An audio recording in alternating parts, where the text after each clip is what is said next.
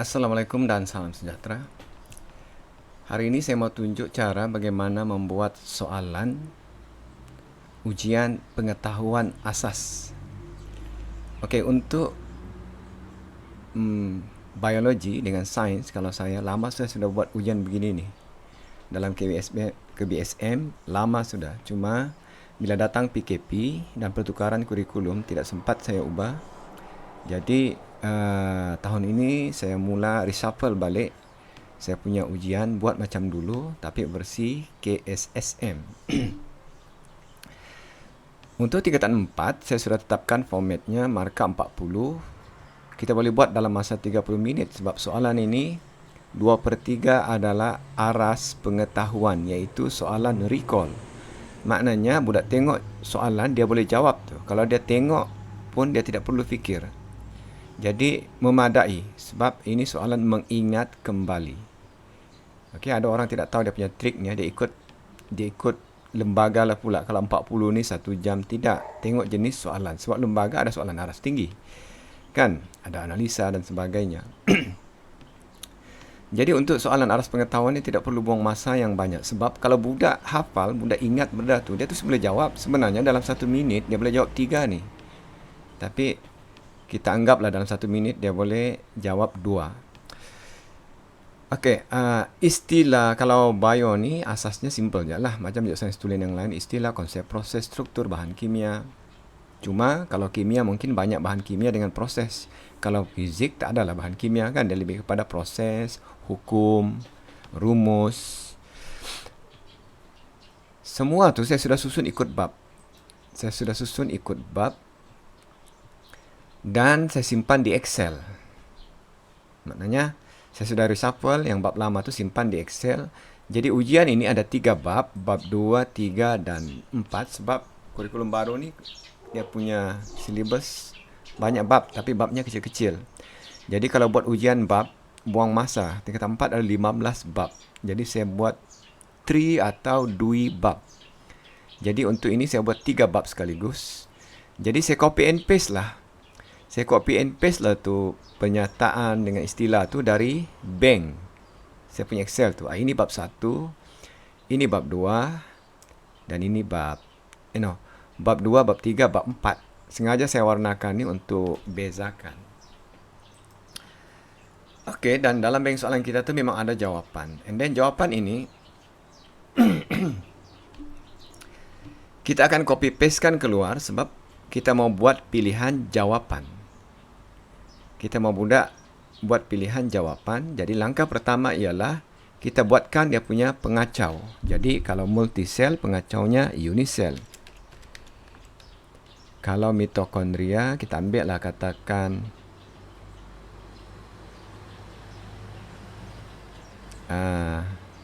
kita ambil jalinan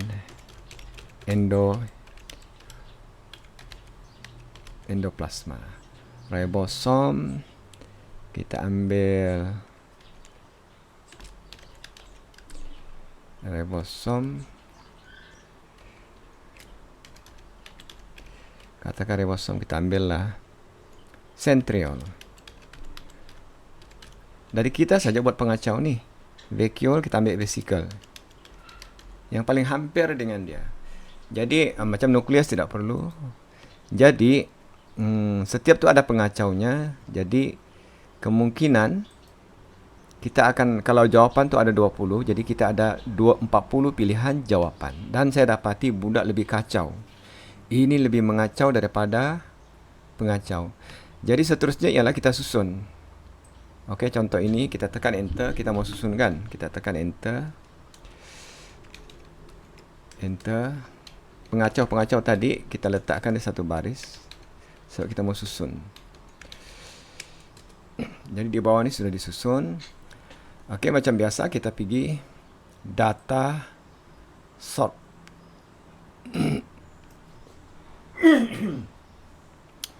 Bukan data sort, yang A to Z. Jadi dia akan susun A to Z. Okey, sudah disusun A to Z. Okey, sekarang ni kita mau buat pilihan jawapan. Jadi kita kasih center dia semua. Ctrl E.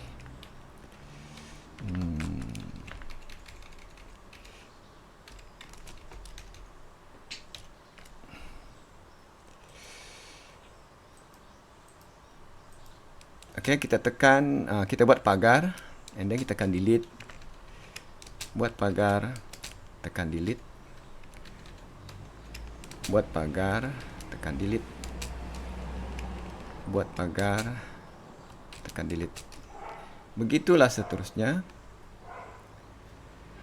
Okey, sampai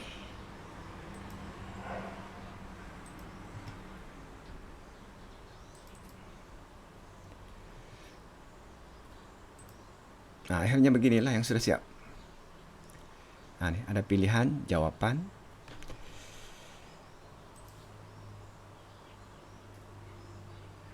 Okey, dan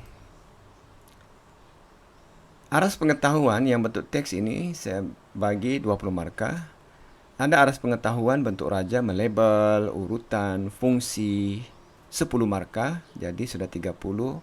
Dan yang ini aras kefahaman, 10 markah. Jadi dia punya pemberatan 20, 10, 10.